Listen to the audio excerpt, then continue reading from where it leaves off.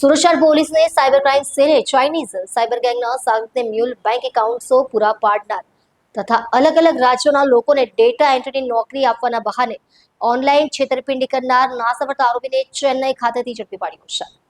Police તપાસમાં સામે આવ્યું છે કે આરોપીઓ દ્વારા શેર માર્કેટમાં ડોલરમાં રોકાણ કરવાથી વધુ વળતર મળશે તેવી લોભામણી વાતો કરી ફરિયાદીને વિશ્વાસમાં લેવામાં આવ્યો હતો. ત્યારબાદ બનાવટી ઇલેક્ટ્રોનિક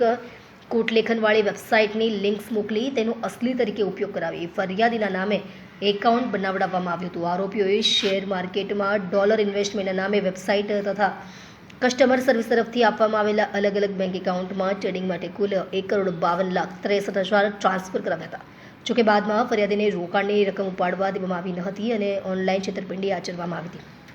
આ મામલે સુરત શહેર સાયબર ક્રાઇમ પોલીસ સ્ટેશનમાં ગુનો નોંધાયા બાદ તપાસ હાથ ધરવામાં આવી હતી. તપાસ દરમિયાન આરોપીની ભૂમિકા બહાર આવતા સાયબર ક્રાઇમ સેલે ટેકનિકલ સર્વેલન્સ અને અન્ય તપાસના આધારે આરોપીને ચેન્નાઈ ખાતેથી ઝડપી પાડ્યો હતો.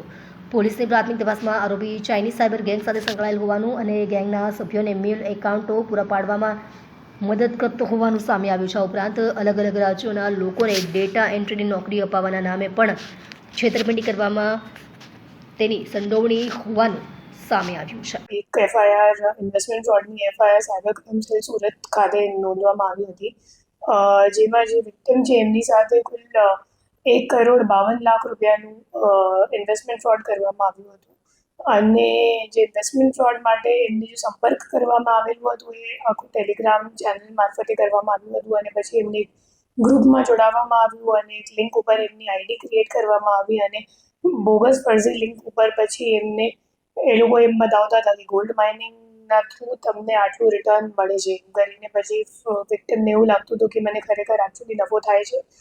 અને જ્યારે વિડ્રોવલમાં એ લોકોએ ના પાડી અથવા વધારા ચાર્જ માંગવા લાગ્યા ત્યારે વિક્ટિમને ખબર પડી કે મારી સાથે ખરેખર ફ્રોડ થઈ ગયું છે અને એટલે અહીંયા પછી એફઆઈઆર કરવા એ આવેલું હતું. તો આ ગુનાની તપાસ કરતાં અમે લોકોએ ઓલરેડી 2 આરોપીઓની ધરપકડ આમાં કરી ચૂક્યા છીએ અને જે બંને આરોપીઓ છે એ લોકો અકાઉન્ટ હોલ્ડર હતા અને આ સિવાય જે મીડિયેટર હતો એ હતો. તો છેલ્લે જ આરોપીની અમે લોકોએ પ્રેસ કરી હતી શોએબ કરીને, એમને મુંબઈ ખાતેથી ઝડપી પાડવામાં આવ્યું હતું અને શોએબથી ખબર પડી કે જે મુખ્ય આરોપી છે જે દુબઈ 15 વાર દુબઈ પણ જઈને આવી ચૂક્યો છે અને અગાઉ પણ એ પોતે પણ અત્યારે જે આપણે આરોપીની ધરપકડ કરી છે લવલી અરોરા, એ પોતે પણ એક યુએઈમાં દુબઈમાં ફોરેક્સ ટ્રેડિંગની એક વેબસાઇટ બનાવીને ચલાવતો હતો અને ત્યાં પછી લોસ થઈ ગયો એમને અને એટલે ઇન્ડિયા પરત આવી ગયો અને છેલ્લા 11 વર્ષથી મુંબઈમાં દહીસરમાં સેટલ છે અને મૂળ એમ રોહતકનું છે, હરિયાણાનું. અને જ્યારે આપણી ટીમ એમની ટેકનિકલ વર્કઆઉટ કરી તો ખબર પડી કે એમનું લોકેશન ચેન્નઈનું આવે છે અને આપણી ટીમ ત્યાં ગઈ અને ત્યાંથી પછી એમને અરેસ્ટ કરવામાં આવ્યું છે અને પૂછપરછ દરમિયાન સામે આવ્યું કે એમની પાસે કુલ જ્યારે આપણે અરેસ્ટ કર્યું તો એમના ઘરમાં ચેન્નઈવાળા ઘરમાં એમની પાસેથી કુલ 14 મોબાઈલ ફોન અને 3 લેપટોપ પણ મળી આવે છે